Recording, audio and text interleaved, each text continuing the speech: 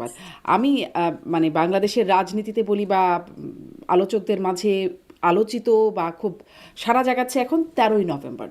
আপনারা কর্মসূচি দিয়েছেন, লকডাউন কর্মসূচি। একটু ছোট্ট করে যদি সামারি করে একটু বলেন যে কি আপনাদের উদ্দেশ্য কি আর কি করবেন এই কর্মসূচিতে। হ্যাঁ, আপনাকে ধন্যবাদ খুব সময় উপযোগী এই প্রশ্নটি করবার জন্য। আমাদের এই প্রোগ্রামটা হচ্ছে মূলত দেশ রক্ষার প্রোগ্রাম। আমরা রাজনৈতিক কর্মী, রাজনীতি করি আওয়ামী লীগ। দেশের কল্যাণ, আওয়ামী লীগের রাজনীতির মূল দর্শনটি হচ্ছে জনগণের কল্যাণ করা। গত 13-14 মাসের অপশাসন দুঃশাসনে বাংলাদেশের মানুষ আজ অতিষ্ঠ, দিশেহারা, বিপর্যস্ত।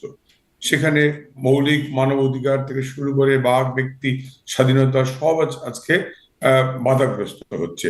ন্যায় বিচারের পথ রুদ্ধ হয়েছে। পরিকল্পিত পূর্ব নির্ধারিত রায় ঘোষণা করে রাজনীতি থেকে জাতীয় নেতৃবৃন্দকে নির্বাসনে পাঠানোর ষড়যন্ত্র হচ্ছে। বয়োবৃদ্ধ মুক্তিযোদ্ধারা আজকে অসম্মানিত, অপমানিত। নারী তার অধিকার নেই। শিল্প কলকারখানা বন্ধ, লক্ষ লক্ষ শ্রমিক বেকার। সাংবাদিক, সিনিয়র সাংবাদিকরা পর্যন্ত আজকে কারাগারে বছরের বেশি সময় যাবৎ নির্যাতিত হচ্ছেন। সাংবাদিক মঞ্জুর ইসলাম পান্না একটি সেমিনার আয়োজন করতে গিয়ে তাকে জোর করে গ্রেপ্তার করা হলো। গ্রেপ্তার করার পরে কোর্টে নেওয়ার পরে সেই সাংবাদিকদের উপরে হামলা হলো। অর্থাৎ মৌলিক মানবাধিকার বা কথা বলার স্বাধীনতাটুকু আজকে কোথাও নেই। অর্থনীতি আজকে আইসিইউতে, অর্থাৎ গতকালকেরই নিউজ যে অর্থনীতি আইসিইউতে, শেয়ার বাজারের পতন থামছে না। বিজিএমই বলছে 353টা গার্মেন্টস ফ্যাক্টরি বন্ধ হয়ে গেছে, প্রায় 1.5 লক্ষ শ্রমিক বেকার হচ্ছে, বিজিএমইর সর্বশেষ রিপোর্ট। আমি যদি এই সরকারের একজন অন্যতম সহযোগী দেবপ্রিয়দার কথাই ধরি, আমরা দেবপ্রিয়দার যে স্টাডি তাতেই বলা হচ্ছে 27 লক্ষ শ্রমিক, যুবক যুবতী কর্মহীন হয়ে পড়লো এই 1 বছরে। এই রিপোর্টটা কিন্তু আর 3 মাস আগের। দেবপ্রিয়তাদের যেই সিপিডি বা তাদের যে সংস্থাগুলো, সেখানকার রিপোর্টটাই হচ্ছে 27 লক্ষ যুবক যুবতী কর্মহীন হয়ে পড়লো, বেকার। কাজেই নতুন কোনো কর্মসংস্থান নেই। দলীয়করণ, দুর্নীতি, স্বেচ্ছাচারিতা একেবারে চরম পর্যায়ে। আইনের আপনি শাসন জোর দেবপ্রিয় করে মব। ভট্টাচার্যকে রেফার করছিলেন। দেবপ্রিয় ভট্টাচার্য কিন্তু আপনাদের মানে শ্বেতপত্র, দুর্নীতির আওয়ামী লীগ আমলের দুর্নীতির শ্বেতপত্র প্রকাশ আমি তাই করেছেন। বলছি, আমি হ্যাঁ, এই 28 সরকারের লাখ কোটি সহযোগী টাকা। হ্যাঁ, বলেছি। হ্যাঁ, হ্যাঁ। আমি বলেছি যে তিনি এই সরকারের সহযোগী। দেবপ্রিয়া সহ যে সিপিডি বা এই যে সংস্থাগুলো, তারা এই বর্তমান সরকারের অন্যতম সহযোগী। তার ভাষায় যদি ধরি, 27 লক্ষ মানুষ নতুন করে কর্মহীন হয়ে পড়েছে। কাজেই এটা আমি তাকে, সরকারের যে একজন অন্যতম সহযোগী, তাকেই রেফার করলাম। আমি তাকেই রেফার করলাম, এটি আমার বা আপনার বা কোন রাজনৈতিক কর্মীর কথা না। সে কারণেই বলছি যে যদি তাদের কথাই, সরকারের কথাই ধরি, 27 লক্ষ মানুষ নতুন করে কর্মহীন হয়ে পড়েছে। অর্থনীতি মুখ থুবড়ে পড়েছে। অর্থনীতি আইসিইউতে, শেয়ার বাজারের পতন থামছেই না। সাংবাদিক, 242টা সাংবাদিক নির্যাতনের ঘটনা ঘটেছে। প্রথম সারির সাংবাদিকরা কারাগারে বিনা বিচারে, বিচার নেই, এবং কি জামিন পর্যন্ত দিচ্ছে না, অসুস্থ। শাহরিয়ার কবিরের মতো সিনিয়র সাংবাদিক এবং কলামিস্ট, মোজাম্মেল বাবু, শ্যামল দত্ত, শাকিল, রূপা তো আছেই, নাট্যকর্মী শমিক আয়সার, হাসিজুমান নূর, আমাদের মমতাজ শিল্পী, তারা হয়তো আওয়ামী লীগের টিকিটে এমপি হয়েছিলেন, কিন্তু তিনি তার চেয়ে বড় পরিচয়, তিনি শিল্পী। তারা আজকে নাট্যকর্মী, সংস্কৃতি কর্মীরা, সঙ্গীত শিল্পীরা কারাগারে নির্যাতিত। সেখানে মিনিমাম সম্মানবোধ, আমাদের আমাদের সামাজিক বা ধর্মীয় যে মূল্যবোধটুকু ছিল, অনুশাসনটুকু ছিল, সব ধ্বংস করে দেওয়া হচ্ছে। ধর্ষণ, গণধর্ষণ, জি। কিন্তু চাঁদাবাজি, এই জিনিসগুলো কি রাহাজানি। আওয়ামী লীগ আমলে অ্যাবসেন্ট ছিল? মানে এগুলো নতুন করে হয়েছে? আমি বলেছি যে অবশ্যই নতুন মাত্র রাষ্ট্রীয় পৃষ্ঠপোষকতায় এটা হচ্ছে। আওয়ামী লীগ আমলে যদি হয়েও থাকে, সেখানে বিচার বা পুলিশ বা প্রশাসন সেখানে সক্রিয় ছিল। দুর্বৃত্তকে গ্রেপ্তার, যেই অপরাধী হোক না কেন, তাকে গ্রেপ্তার করা হয়েছে। যেমন ধরেন যদি শিবির বা বিএনপির কথাই ধরি, আবরার হত্যাকাণ্ড নিয়ে খুব সরব ছিল। হ্যাঁ, বুয়েটে আবরারকে হত্যা করেছে ছাত্রলীগ। আজকে কিন্তু সেই আবরারের হত্যাকারীকে আওয়ামী লীগের সরকার গ্রেপ্তার করেছে, সাজা দিয়েছে। এই সরকার এসে আপনাদের খনিকে ছেড়ে দিল। আমরা বলছি বিডিআর হত্যাকাণ্ডে যারা ইনভলভ ছিল, বিডিআর মিউটিনিতে যারা সেনা কর্মকর্তাদের হত্যা করেছে, তাদের আমরা বিচার করেছি, সাজা দিয়েছি, কারাগারে ছিল। এই সরকার এসে তাদের ছেড়ে দিল। শীর্ষ সন্ত্রাসীদের আমরা গ্রেপ্তার করে এটি সত্য, বছরের পর বছর জেলখানায় রেখেছি, এই সরকার এসে ছেড়ে দিল। আনসারুল্লাহ বাংলা টিম, হিজবুত তাহরীর, জেএমবি, যারা স্বীকৃত সন্ত্রাসী জঙ্গি, তাদেরকে গ্রেপ্তার করে আমরা কারাগারে রেখেছি। তারা জেলখানা ভেঙে অস্ত্র লুট করে তাদের ছেড়ে দিল সরকার নির্বিকার। আজকে বাজারে থানা থেকে, পুলিশ ফাঁড়ি থেকে, সংসদ ভবন থেকে, গণভবন থেকে লুট হওয়া 20,000-এর উপরে মারণাস্ত্র, আগ্নেয়াস্ত্র হয়ে গেছে, সরকার উদ্ধার করছে না, নাটক করছে। খিলগাঁর মসজিদ থেকে উদ্ধার হচ্ছে শত শত অস্ত্র, চট্টগ্রামে বিএনপি নেতার বাড়ি থেকে উদ্ধার হচ্ছে শত শত অস্ত্র, কিন্তু সরকার নির্বিকার। অর্থাৎ সরকার যেন এই অস্ত্র দিয়ে, অবৈধ অস্ত্র দিয়ে, আসিফরা মন্ত্রণালয়ে বসে যে 9,000 নতুন প্রশিক্ষণ দিল কর্মীদেরকে, তাদের দিয়ে হয়তো গণহত্যা করবে, আওয়ামী লীগকে নিধন করবে, সংস্কৃতি কর্মী, উদার গণতান্ত্রিক রাজনীতির পক্ষে যারা, যারা মুক্ত মনা, মুক্ত সংস্কৃতি, মুক্ত শিক্ষা, মুক্ত জ্ঞানার্জনের পক্ষে, তাদেরকে হত্যা করবে। সে কারণেই আজকে এই সরকার, এই অবৈধ দখলদার ইউনূস এবং তার দোসরদের হাতে বাংলাদেশ নিরাপদ না, মানুষ নিরাপদ না, সর্বত্র আজকে হাহাকার, অসহায়। শিক্ষা অঙ্গন থেকে শুরু করে শিক্ষক লাঞ্ছিত হচ্ছে জি। পদে পদে, সরকারি কর্মকর্তারা একেবারে নির্বিচারে তাদেরকে। অনেক লম্বা তালিকা আছে আপনার, মানে এই সরকারের মানে আপনি যে অন্যায় অবিচার নিয়ে বলছেন তার অনেক লম্বা তালিকা আপনি দিচ্ছেন। এজন্য আপনারা আসলে আমি জিজ্ঞাসা করছিলাম আপনাদের কর্মসূচিটা কি, বা আপনারা কি এর করবেন? প্রতিবাদে এই যে অন্যায়, অত্যাচার, অবিচার, খুন, ধর্ষণ, রাজহানি, লুটপাট, ধর্মীয় সংখ্যালঘুদের নির্যাতন, জোর করে দেশ থেকে বাধ্য করা, এর প্রতিবাদে আইনের শাসন, ন্যায় বিচারের পথ নিশ্চিত করবার জন্যই আমাদের এই ঢাকা লকডাউন। জি, এই লকডাউনে আপনাদের আহ্বানটা কি? আমাদের আহ্বান হচ্ছে লকডাউন, যদি করোনাকালীন সময়ে এই শব্দগুলো আমরা শুনেছি, অর্থাৎ আপনি নিরাপদে ঘরে থাকুন, আপনার ঘরে নিরাপদে নির্বিঘ্নে শান্তিপূর্ণ ঘরে অবস্থানটাই এই সরকারের বিরুদ্ধে নীরব প্রতিবাদ। অর্থাৎ রাজপথে এসে আপনাকে আক্রমণাত্মক প্রতিবাদ করতে না বলে, আমি বলছি, আপনি সাংবাদিক, আপনি সাধারণ মানুষ, আপনি রিক্সা চালক, আপনি বাসের ড্রাইভার, হেল্পার, সরকারি কর্মকর্তা, কর্মচারী, শিক্ষক, আপনি ঘরে থেকে নীরবে প্রতিবাদ জানান। এটাই হচ্ছে গণতন্ত্রের পক্ষে, দেশ রক্ষার জন্য আপনার সাধারণ মানুষ নীরব নিরাপদে প্রতিবাদ। ঘরে থাকবে, আর আওয়ামী লীগের নেতাকর্মীরা কি করবে? মানে যে দেশ এখনই দেখা আওয়ামী যাচ্ছে লীগের নানান ককটেল বিস্ফোরণের ঘটনা ঘটছে, বিভিন্ন বাসে আগুনের ঘটনা ঘটছে, এবং জি। এনসিপি কার্যালয়ে ককটেল বিস্ফোরণ করতে গিয়ে যে ছেলেটা ধরা পড়লো পুলিশের হাতে, সে কিন্তু শিবির কর্মী। যুবদলের নয়ন যে বোমা সাপ্লাই দিচ্ছে, যে বাসে সাংবাদিকের ভেস্ট, সাংবাদিকের যে আপনারা পড়তেন, সেই ভেস্ট পরে নিয়ে যে বাসে আগুন দিত, বা এটা সে মাস্টার মাইন্ড ছিল, এক্সপার্ট ছিল, তাকে নিয়ে পুলিশ মিটিং করে, গোয়েন্দা সংস্থা মিটিং করে দায়িত্ব নেওয়া হয়েছে যে আওয়ামী লীগের এই শান্তিপূর্ণ কর্মসূচির গায়ে কালিমা লেপন করার জন্য রাষ্ট্রীয় পৃষ্ঠপোষকতায় এগুলো করা হচ্ছে। আমি ছোট্ট একটা উদাহরণ দিই। ন্যাশনাল মিডিয়া গত 14 মাসে আওয়ামী লীগের নাম তো উচ্চারণের সুযোগ ছিলই না। আওয়ামী লীগ এর চেয়ে বড় কিছু ঘটবে, বড় ঘটনা ঘটেছে, কোনো কিচ্ছু এক্সপোজ করে নাই।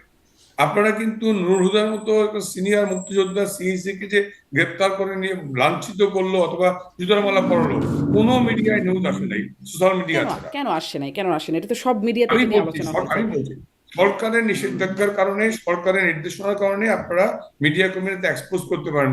আজকে হঠাৎ করে কেন বাসে আগুন দেওয়ার ছবিগুলো এক্সপোজ করছেন?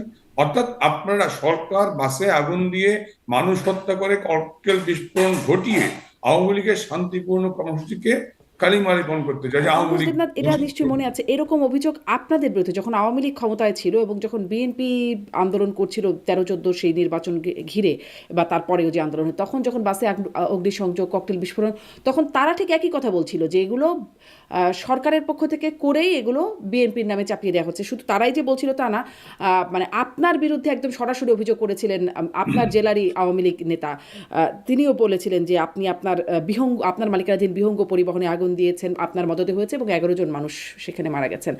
আবার একই রকম বিষয়, একই রকম কথাবার্তার পুনরাবৃত্তি হচ্ছে না? আমি বলছি, আপনার মনে থাকার কথা, বেগম জিয়া বিএনপির চেয়ারপারসন, তিনি বলেছেন অবরোধ চলবে। অর্থাৎ ওরা নির্বাচন বানচালের ঘোষণা দিয়েছে। 14 সালের নির্বাচন সাংবিধানিক ধারাবাহিকতা রক্ষার জন্য অনিবার্য ছিল। কাজেই নির্বাচন হতে হবে, দায়িত্বশীল রাজনৈতিক দল হিসেবে আপনি নির্বাচনে অংশগ্রহণ করবেন, এটি জনগণের প্রত্যাশা। আপনি নির্বাচনতে অংশগ্রহণ করলেনই না, নির্বাচন বানচালের জন্য আপনি কর্মসূচি দিলেন, অবরোধ দিলেন এবং হিংসাত্মক কর্মসূচি দিলেন। শুধু বাসে আগুন না, একেবারে পুলিং এজেন্ট, শিক্ষক, ভোট কেন্দ্রে আগুন দেওয়া থেকে শুরু করে এমন কিছু নাই আপনারা করেন নাই। আপনারা সাইদিকে চাঁদা দেখা গেছে বলে এমন একটা গুজব রটিয়ে চাঁপাইনবাবগঞ্জ, নাটোর, বগুড়া, রাজশাহী ধ্বংস করে দিলেন। আপনারা সুন্দরগঞ্জে পুলিশকে ভিতরে রেখে বাইরে থেকে শিকল দিয়ে আগুন দিয়ে হত্যা করলেন, যেটি এবারও হয়েছে, 5ই আগস্টের আগে হয়েছে, আমরা দেখেছি।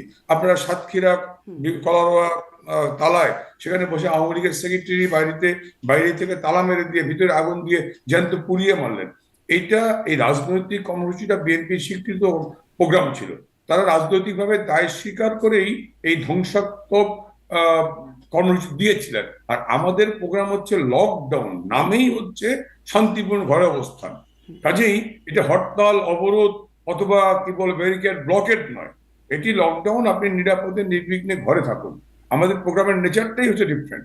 সো আমাদের বাইরে এসে হিংসাত্মক, ধ্বংসাত্মক কর্মসূচি করার প্রয়োজন নেই। ওরা করছে এই কারণে, ওরা শীর্ষ সন্ত্রাসীদের ছেড়ে দিয়েছে, ওরা জঙ্গিদের ছেড়ে দিয়েছে। সেই জঙ্গি ছেড়ে দিল, জঙ্গিরা ঠিক এই আপনারা যখন কর্মসূচি রাখছেন তখন এসেই কেন ককটেল বিস্ফোরণ করছে বা বাসে আগুন দিচ্ছে? আমি তো বললাম, এনসিপি কার্যালয়ে বোমা হামলার দায়ে গ্রেপ্তার হয়েছে শিবির কর্মী। এদিকে প্রমাণিত হয় না যে শিবির সরকারের সহযোগীরাই এই কর্মকাণ্ড ঘটাচ্ছে? একেবারে চাঞ্চল্যকর প্রমাণ আপনাদের মিডিয়াতেই প্রমাণিত এসছে যে এনসিপি কার্যালয়ে বোমা ধৃত যে ছেলেটা সে শিবিরের কর্মী, তোরা হয়তো বিএনপির কর্মী। আমি তো দেখতে পাচ্ছি এই কারণে আওয়ামী লীগের আমি কিন্তু দেখতে পাচ্ছি যে যাদেরকে গ্রেপ্তার করা হচ্ছে তাদের অনেকেই ছাত্রলীগের নেতা। আমি এখন ঠিক নাম ধরে বলতে গেলে আমি একটু পত্রিকা খুলে বলতে হবে যে ডিএমপি যাদেরকে গ্রেপ্তার করছে তারা বলছেন যে তারা ছাত্রলীগ বা আওয়ামী লীগের কর্মসূচি করছে। ডিএমপি শুধু না, সারা বাংলাদেশ থেকে এই গত 1 সপ্তাহে 10,000-এর বেশি আওয়ামী লীগের নেতাকর্মীদেরকে গ্রেপ্তার করা হয়েছে। বাড়ি বাড়ি ঢুকে, কেউ চিকিৎসার জন্য ঢাকায় এসেছেন, হোটেলে উঠেছেন, বৃদ্ধ বাবা মা হাসপাতালে বা স্ত্রী সন্তান হাসপাতালে, তাকে গ্রেপ্তার করা হচ্ছে। হোটেলে গিয়ে গিয়ে মোবাইল চেক করছেন, আইডি কার্ড চেক করছেন। অর্থাৎ পুলিশ আজকে সারা বাংলাদেশের গ্রাম, উপজেলা, জেলা, ঢাকা শহরের হোটেল, মেস, বস্তি সকল জায়গায় রেড করে গ্রেপ্তার করছেন। ঠিক কাউকে এভাবেই কিন্তু মনে আছে পঙ্কজ দেবনাথ 28 অক্টোবরের কর্মসূচির আগে এই বিষয়গুলো তখন অবশ্য মিডিয়াতেও এসেছিল যে ছাত্রলীগ আওয়ামী লীগের লোকরা পুলিশের সাথে মিলে মানুষের মোবাইল চেক করছে, হোটেলে সব জায়গায় এরকম রেড চলছে। মানে একই ঘটনার পুনরাবৃত্তি, মানে কথাগুলো শোনা শোনা মনে হচ্ছে, এই জন্যই আসলে জিজ্ঞাসা করছি। কথাগুলো অবশ্যই শোনায়, ধরন দুটা। এক হচ্ছে আপনি নির্বাচন হতে দেবেন না, সাংবিধানিক ধারাবাহিকতা বিঘ্ন করবেন, জনমনে অশান্তি সৃষ্টি, আপনার প্রোগ্রামের নেচারাই হচ্ছে আক্রমণ করো। সরকার কিন্তু আপনাকে বাধা দেয়নি, সরকার আপনাকে কিন্তু 28 অক্টোবরের আগে পল্টনে সমাবেশ করতে দিয়েছে। পল্টন হচ্ছে আপনি কাকরাইলেরও পরে, সেখান থেকে প্রধান বিচারপতির বাড়িতে আগুন দেওয়া, সেখান থেকে এই যে চার্চের সামনে এসে নারী কর্মীদের ট্রাকে আগুন দিয়ে হত্যা করা, এটা কি? এটা আওয়ামী লীগ করে না। আমাদের আওয়ামী লীগের প্রোগ্রামের নামই হচ্ছে লকডাউন, নিরাপদে নির্বিঘ্নে ঘরে থাকা, বেরিয়ে আসা। এই কারণে আমাদের প্রোগ্রাম, আমরা শান্তিপূর্ণ রাজনৈতিক। আপনি বলছেন আওয়ামী লীগ এটা করে না, কিন্তু আপনাদের দলের নেতারাই আপনার বিরুদ্ধে অভিযোগ করেছে যে আসলে আওয়ামী লীগ করে এবং আপনি আপনার মদতে হয়েছে। সেটা আমি একটু আগে বলছিলাম যে তিনি বরিশাল জেলা পরিষদের প্রশাসক মাইদুল ইসলাম। আমি উত্তর দেব। আমি যেই ভদ্রলোক আমার বিরুদ্ধে অভিযুক্ত করেছিলেন, আমরা যখন ছোট ছিলাম, বিশ্ববিদ্যালয়ে পড়ি, উনি তখন জাতীয় পার্টির এমপি ছিলেন 86 সালে, 88 সালে। কেমন সৌভাগ্য দুর্ভাগ্য যাই হোক, তিনি আওয়ামী লীগের যোগ দিয়ে শীর্ষ পদও পেয়ে গেছেন। আওয়ামী লীগের, আমার উপজেলা আওয়ামী লীগের সভাপতি হয়ে গেছেন। হ্যাঁ, তিনি শুধু ওইবার না, আপনি আওয়ামী লীগের নেতা, বরিশালের নেতা যাকে বানিয়েছেন হয়েছেন। তিনি মনোনয়ন প্রত্যাশী ছিলেন, তিনি আমার এলাকায় এই আসনে মনোনয়ন প্রত্যাশী ছিলেন। তিনি জাতীয় পার্টি থেকে আওয়ামী লীগে যোগই দিয়েছিলেন মনোনয়নের প্রত্যাশা করে, এবং 2008-এর নির্বাচনে তিনি মনোনয়ন পেয়েও ছিলেন। 8-এর নির্বাচনে তিনি হেরে গিয়েছিলেন। 8-এ যে নির্বাচনটা হলো last end of the year, সেই নির্বাচনে তিনি হেরে গিয়েছিলেন।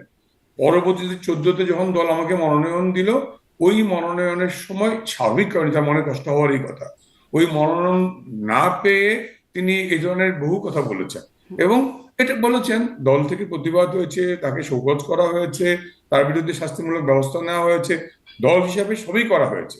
কিন্তু তিনি যে বলেছেন সেটা নিউজ হয়ে গেছে এবং শত শত টক শোতে বিএনপি নেতারা এটা রেফার করেছেন।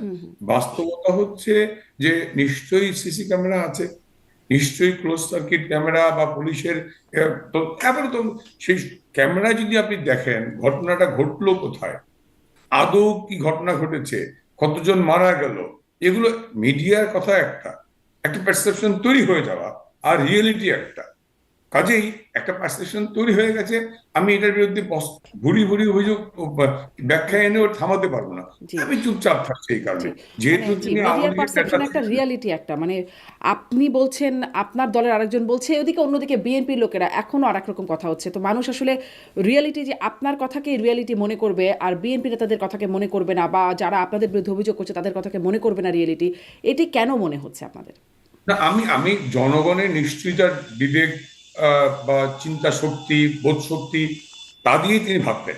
হ্যাঁ, একজন মানুষ ওই যে লেখা আছে না, আহ, আহ, আহ, সম্ভাবনা, হ্যাঁ, আর সম্ভব না। সম্ভাবনাকে কেউ বলছেন সম্ভাবনা, কেউ বলছেন সম্ভব না। কে কিভাবে পড়বেন তার তার বিবেচনা বোধ। শব্দ কিন্তু একই, অক্ষর কিন্তু একই, বর্ণ কিন্তু একই। সম্ভাবনা, আমি বলছি পসিবিলিটি, হ্যাঁ, হোপ, সম্ভাবনা। আপনি পড়ছেন সম্ভব না। কাজেই তার মানুষ তার বিবেক বুদ্ধি খাটিয়ে, তার চিন্তা শক্তি খাটিয়ে বুঝে নেবেন কোনটা সত্য। কাজেই আওয়ামী লীগের পক্ষে এত নির্যাতনের পরে দাঁড়িয়েও সরকার যে এত ভীতি হয়ে গেল, 14 মাসে আওয়ামী লীগ দেশ ছাড়া, ঘর ছাড়া, বাড়ি ছাড়া, সর্বস্ব লুটে নিয়ে গেছে ধ্বংসের দ্বারপ্রান্তে। সেখান থেকে আওয়ামী লীগের নামমাত্র একটা ফেসবুক কলেই সরকারের হাঁটু কাঁপানো শুরু হয়ে গেছে। তাহলে কি, তাহলে সরকার একেবারেই তার পায়ের নিচে মাটি নেই। তাই বলছেন যে আমি পায়ের নিচে মাটি নেই। আপনি বলছেন একদম শান্তিপূর্ণ একটা আপনাদের এই কর্মসূচি, আপনারা লকডাউন, মানুষকে ঘরে থাকতে বলছেন, কিন্তু সাবেক প্রধানমন্ত্রী শেখ হাসিনা তিনিও এই লকডাউন সফল করবার আহ্বান জানাচ্ছেন। জাহাঙ্গীর কবির নানক লকডাউনে ডাক দিলেন, আমরা দেখলাম ফেসবুকে, এবং তারপরে শেখ হাসিনাকেও আমরা দেখছি তিনি সফল করার আহ্বান জানাচ্ছেন। সেই আহ্বানের মধ্যে তিনি বলছেন, বাংলাদেশের মানুষকে আহ্বান করব, আপনাদের উপর যারা জুলুম নির্যাতন করেছে তাদেরও ঘরবাড়ি আছে, ব্যবসা প্রতিষ্ঠান আছে, যে পুলিশ নির্যাতন চালাচ্ছে তাদেরও তো আগামী দিন চাকরি করতে হবে, তাদেরও পরিবার পরিজন আছে। এটি হচ্ছে বক্তব্য। তাহলে কি আহ্বানটা আসলে জানাচ্ছেন? কি আহ্বান? যে তাদেরও ব্যবসা প্রতিষ্ঠান আহ্বান আছে, হচ্ছে, তাদেরও পরিবার আমি পরিজন আছে। হুম আমি একটু আগেই বলছি, অন্যায়ভাবে গ্রেপ্তার করা হলে, অন্যায়ভাবে নির্যাতন করা হলে, আঘাত এলে, সেটা পুলিশ হোক আর বিএনপি বা জামাত শিবিরের ক্যাডার হোক, এনসিপির ক্যাডার হোক, পরে পরে মার খাওয়ার দিন শেষ, অনেক হয়েছে, আর না। কাজেই আপনি আমাকে মেরেই যাবেন, আমি বসে বসে রবীন্দ্রসঙ্গীত গাইবো বা লিপস্টিক দেবো, সেটা আর না। অতএব বাঁচতে হলে লড়তে হবে, আমাকে আত্মরক্ষার অধিকার আমার। অতএব আমাকে কেউ আঘাত করলে আমার জীবন রক্ষার জন্য পাল্টা আঘাতটা জায়েজ, জাস্টিফাইড। অর্থাৎ কেউ যদি আমাকে আঘাত করে, তাকে আমার জীবন বাঁচানোর জন্যই প্রত্যাঘাতটা, এটা জাস্টিফাইড, এটা আইনসিদ্ধ। কাজেই আমার বক্তব্য সেটাই, কেউ যদি আমাদের শান্তিপূর্ণ কর্মসূচিতে বা আওয়ামী লীগের নেতাকর্মীদের ঘরে জীবনযাপন, নির্বিঘ্ন জীবনযাপনে বিঘ্ন সৃষ্টি করতে আসে, 1 বছরের অনেক সময় আমরা পরে পরে সহ্য করেছি, আর সহ্য করা হবে না। এখন আমরা এক নিজের বছরের বেশি সময় কেন পড়ে সহ্য করলেন? সহ্য করলাম এই কারণে, দেখি না, আমরা আবারও বলি, আমরা সবার আগে দেশ এবং গণতন্ত্র, আমরা চাই সবার আগে দেশটা ভালো থাকুক। কিন্তু 1 বছরের মাথায় এসে যখন দেখলাম যে দেশ ধ্বংসের দ্বারপ্রান্তে পৌঁছে গেছে, গোটা সমাজের সমস্ত কর্নার গুলো আজকে বিপর্যস্ত, ধ্বংস, সো দেশকে বাঁচানোর জন্যই এখন আমাকে আবার রুখে দাঁড়াতে হবে। শুধু আমাকে বাঁচানোর জন্য না, দেশকে বাঁচানোর জন্য, দেশের মানুষকে বাঁচানোর জন্য, সকল শ্রেণী পেশার মানুষের অধিকার নিশ্চিত করবার জন্য এই লুটেরা, সর্বগ্রাসী, সন্ত্রাসী, জঙ্গিদের পৃষ্ঠপোষক এই সরকার তার দোষকদের হাত থেকে দেশকে রক্ষার জন্যই আমাকে এখন প্রতিরোধ করতে হবে। জি, প্রতিরোধ করতে হবে, যে আঘাত করলে লড়তে হবে আপনি বলছেন, আবার একই সাথে বলছেন যে শান্তিপূর্ণ কর্মসূচি করতে হবে জনগণের জন্য। আপনারা লকডাউন, ঘরে বসে থাকার, কাজে না যাবার সেরকম আহ্বান করছেন। তো কাজে না গেলে জনগণের, মানুষের চলবে কি করে? সবাই তো আসলে। জি এটা এক এক কয়েক ঘন্টা, কয়েক ঘন্টা, এটা কিন্তু ইনফ্যাক্ট লকডাউন সকাল থেকে সন্ধ্যা পর্যন্ত। এই তো 13 তারিখ রাতে তো এমনি লকডাউন হয় না, আমাদের কয়েক ঘন্টার জন্য। এটা কিন্তু যদি আঘাত আসে, যদি আমার নেতাকর্মীদের গ্রেপ্তার নির্যাতন বন্ধ না হয়, যদি একের পর এক অন্যায় অবিচার চলতেই থাকে, প্রশাসনের একটি ট্রাইব্যুনাল করে পূর্ব নির্ধারিত রায়ের মাধ্যমে নেত্রীকে রাজনীতি থেকে নির্বাসনে পাঠানোর একটা ইম্পোজিং ডিসিশনটা মানে ইম্পোজ করা হয়, তখন কিন্তু এই শান্তিপূর্ণ কর্মসূচি শান্তিপূর্ণ থাকবে না, তখন সে নতুন মাত্রা নিতে পারে। সময় বলে দেবে কি হবে। আমি বলেছি এই কারণে 13 তারিখের প্রোগ্রামটা শব্দটাই হচ্ছে লকডাউন, করোনাকালীন লকডাউন হচ্ছে তুমি ঘরে থাকো, বাইরে এসো না। আমার আমাদের অ্যাপিলটা সেটাই, আপনি ঘরে থাকুন, আপনার নীরব সমর্থনটাই আমাদেরকে শক্তি দেবে এবং সরকারকে ইয়েলো কার্ড দেখানো হবে যে তুমি ঠিক হয়ে যাও, ভালো হয়ে যাও, আর আর ফাউল প্লে করো না। এটা কিন্তু একদিনের জন্য। যদি সরকার ইয়েলো কার্ডের পরেও ফাউল প্লে করে, সরকারের অর্গানগুলো, পুলিশ বা আইন প্রয়োগকারী সংস্থা, গ্রেপ্তার নির্যাতন অথবা সরকারের সহযোগী রাজনৈতিক দলগুলো আমাদের উপরে মব লিঞ্চিং এর নামে সাংবাদিক, শিক্ষক, নিরীহ মানুষ হত্যা, ধর্ষণ, নির্বিচার অত্যাচার অব্যাহত রাখে, তখন কিন্তু কর্মসূচির চরিত্র পাল্টে যাবে। জি তখন কিন্তু আরো হার্ডলাইন আসবে, তখন কিন্তু কঠিন কঠোর কর্মসূচি দিতে আমাদেরকে বাধ্য করা হবে। জি কঠিন কর্মসূচির কথা বলছেন। এর আগেও তো মানে ওই যে 0 পয়েন্টে আপনাদের কর্মসূচি ছিল বিভিন্ন সময়, বা হরতালের ডাকও ছিল মাঝখানে একবার, সেগুলো আসলে খুব একটা প্রভাব ফেলেনি, মানে খুব একটা দেখা যায় নাই। এই লকডাউন কর্মসূচি সফল হবে সেটি আপনারা কিভাবে মনে করছেন? আপনি বলছিলেন যে কয়েক ঘন্টা, হ্যাঁ একটা দিন, কিন্তু একটা দিন কি মানুষের সেই আসলে সুযোগটা আছে যে আমি চাইলাম আর অফিসে গেলাম না? একজন সরকারি কর্মকর্তা বলেন, একজন বেসরকারি মানে যারা অফিস করছেন তাদের কি এই সুযোগটা আসলে থাকে? এমনকি যদি ভয় ভীতিও যখন সেই হরতাল অবরোধগুলো চলছিল বা সহিংসতাগুলো হচ্ছিল, তখন মানুষ কিন্তু চাইলেও ঘরে থাকতে পারে নাই, বা যদি হরতাল না মানি বা মানি যাই করি না কেন, তাকে অফিসে যেতে হয়েছে তার কাজের ক্ষেত্রে, কাজ রাখার জন্য, চাকরি রাখার জন্য। মানুষ কিভাবে আসলে ঘরে বসে থাকবে একদিন? আমরা বলেছি যে বৃহত্তর স্বার্থের জন্য নিজের ব্যক্তিগত ক্ষুদ্রতর স্বার্থ বিসর্জন দেওয়াটা অপরিহার্য, কারণ আপনার আমার ক্ষুদ্র ক্ষুদ্র বিসর্জনটা মিলেই বৃহত্তর স্বার্থটা রক্ষা হবে। কাজেই আমার যে বক্তব্য সেটি হচ্ছে যে, আপনি বলছিলেন যে 10ই নভেম্বর বা 18ই ফেব্রুয়ারি, গত বছর 10ই নভেম্বর আমাদের নূর হোসেন দিবসে শ্রদ্ধার মানে জানানোর প্রোগ্রাম ছিল, বা সেই প্রোগ্রামটাকে শুধুমাত্র নূর হোসেন দিবসে শ্রদ্ধা জানাবো, 0 পয়েন্টে যাব, একটা মাত্র ফেসবুক কল, আর কিচ্ছু না, লিফলেট, পোস্টার, মাইকিং, কোনো মিডিয়া তো নাই। তো একটা মাত্র ফেসবুকের এই প্রোগ্রামকে আমার ট্যাকেল করতে সরকার কত প্লাটুন বিজিবি পুলিশ ডেপ্লয়মেন্ট ছিল বলুন। কাজেই একটা মাত্র ফেসবুক কলে যখন সরকারের প্যান্ট নষ্ট হয়ে যায়, তখন বুঝতে হবে যে সরকার ক্ষণভঙ্গুর, দুর্বল। আবার 18ই ফেব্রুয়ারি হরতাল, আমার বক্তব্যটা ছিল হরতালে আওয়ামী লীগ কি করতে পারলো সেটি বড় কথা না, হরতাল সফল হলো কি হলো না সে তার চেয়ে বড় কথা হচ্ছে সরকার কতটুকু ভীত হয়ে গেল। আপনি বলছেন 13ই নভেম্বর লকডাউন সফল হবে কিনা, আমি তো বলছি 10-11তেই লকডাউন সফল হয়ে গেছে। 13 তারিখ পর্যন্ত অপেক্ষার দরকার নেই। 10 এবং 11 তারিখে যা হয়ে সরকার যা যা করলো, সরকার যেভাবে বাসে আগুন দেওয়া, বোমা মারা, ককটেলটা কতটি কোন জায়গায় একেবারে ডিটেল করছে, তার মানে সরকারই এই লকডাউনটাকে সফল করে দিচ্ছে। আমরা বলেছিলাম নির্বিঘ্নে, নিরাপদ, শান্তিপূর্ণ, সরকার সেটিকে লকডাউন সহিংস বানাচ্ছে। কাজেই আমি মনে করি 10 এবং 11 তারিখে যা হচ্ছে বা আজকে সকাল পর্যন্ত যা খবর, সরকারের আচরণেই লকডাউন সফল হয়ে গেছে। জি আমরা মেসেজ পেয়ে গেছি, জনগণ তার আমাদের মানে পক্ষে আপনাদের আছে। উদ্দেশ্য সফল হয়ে গেছে, আর হার্ড লাইনে যাওয়ার দরকার নেই। আমরা তো হার্ডলাইনে যাচ্ছি না 13 তারিখে, আগেই বলেছি। না, আপনি ওই যে 13 বলছিলেন তারিখে যদি প্রোগ্রাম আপনারা আমাদের সফল না হয় তাহলে তাহলে 13 আপনারা তারিখে আরো হার্ড লাইনে যাবেন। আমরা দেখবো, আমরা দেখছি তো, যেটা আপনি বলছিলেন যে পুলিশকে চিহ্নিত করা, যারা আক্রমণ করছে তাদেরকে চিহ্নিত করা, অবশ্যই। ওই যে দেখলেন না 32 নম্বরে যারা লুট করে গিয়ে গ্রিল নিয়ে যাচ্ছিল, সেটাও কুমিল্লায় গিয়ে ওই ছুরিকাঘাতে মরে গেল। কে যে কখন কার কি পরিণতি হবে সময় ঠিক করে দেবে, কে যে কার কি কখন পরিণতি হবে এটা সময় এবং স্থান কাল পাত্র ভেদে নির্ধারিত হবে। 32 নম্বর লুট করে যে গ্রিলটি নিয়ে খুব বড় বড় কথা বলছিল, ও কিন্তু কুমিল্লায় ডাকাতি করতে গিয়ে ওই যে ছুরিকাঘাতে বা চাপাতির কবে ওখানেই শেষ। কার পরিণতি কখন কিভাবে হবে এটি সময় ঠিক করে দেবে। সে কারণেই বলছি, যারাই অতিরিক্ত বাড়াবাড়ি করে গ্রামে কথা আছে না যে বেশি বাড়লে ঝড়ে ভাঙে, গাছ যখন খুব লম্বা হয়ে যায় অল্প বাতাসে কিন্তু ভেঙে যায়। সরকার বা সরকারের তাবেদার যারা খুব বেশি বাড়াবাড়ি করবে তাদের পরিণতি ওই সোহাগের মতোই হবে, কুমিল্লা সোহাগের মতোই হবে। আপনারাও কি বেশি বেড়েছিলেন বলেই ঝড়ে ভেঙে গেলেন বা এই অবস্থা হলো? আমরা বেশি বাড়িনি। আমরা বুঝতে হবে যে আমরা ওদের ওদের নেতিবাচক প্রোগ্রাম, নির্বাচন বঞ্চাল, সন্ত্রাস, সহিংসতা, আগুনে পোড়া, এত কিছু চেস করেও কিন্তু আমরা 15 বছর ক্ষমতায় ছিলাম। আমরা যদি মানুষ হত্যা করে ক্ষমতায় থাকতে চাইতাম, আমরা যদি ওই, আপনারা নিশ্চয়ই মনে থাকার সাহসী সংবাদকর্মী, মানুষ হত্যা করে বিদ্রোহীদের দমন করে ক্ষমতায় থাকার নজির কিন্তু চীনে তিয়েনআনমেন করে 10,000 মানুষ হত্যা করে কিন্তু সিপিবি মানে কমিউনিস্ট পার্টি অফ চায়না ক্ষমতায় ছিল।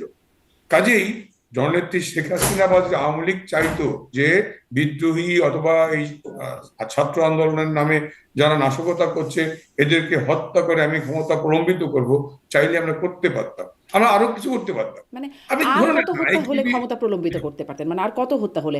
আমাকে বলেন জাতিসংঘ কত বলছে হত্যা 1400, হয়েছে? মানে আওয়ামী আপনি লীগ বলছে আমাকে সংখ্যাটা আপনি এক্সাজারেটেড, কিন্তু আপনাকে স্বাস্থ্য আপনাকে মন্ত্রণালয়টা রাইট রেফার করছেন কথাটাই বলি। 800, তাও যদি হয়। আমি বলি না, আমি 800 কেন, আমি সর্বস্বীকৃত রিপোর্ট, আপনি বলবেন 1400 বা 800, সরকারি গেজেট বলবে 600 বা 800, জাতিসংঘে পাঠাবেন 1400, কাজে কোনটা সত্য? তারপরে সেখান থেকে 50 জন মানুষ বেরিয়ে আসবে কবর থেকে, তাহলে কোন আদৌ কি মারা গেছে? কথার কথা, তর্কের খাতিরে কথা বলছি আমি। আপনি বলছেন, কখনো বলছেন 600, কখনো বলছেন 800, ওই যে জুলাই ফাউন্ডেশনের তালিকা কত, তার মধ্যে ভুয়া কত? হার্ট অ্যাটাকে মারা গেছে, সড়ক দুর্ঘটনায় মারা গেছে, নর্মাল অসুখে মারা গেছে, তাকেও দেখলেন আমি বানাই দিলেন জুলাই যোদ্ধা।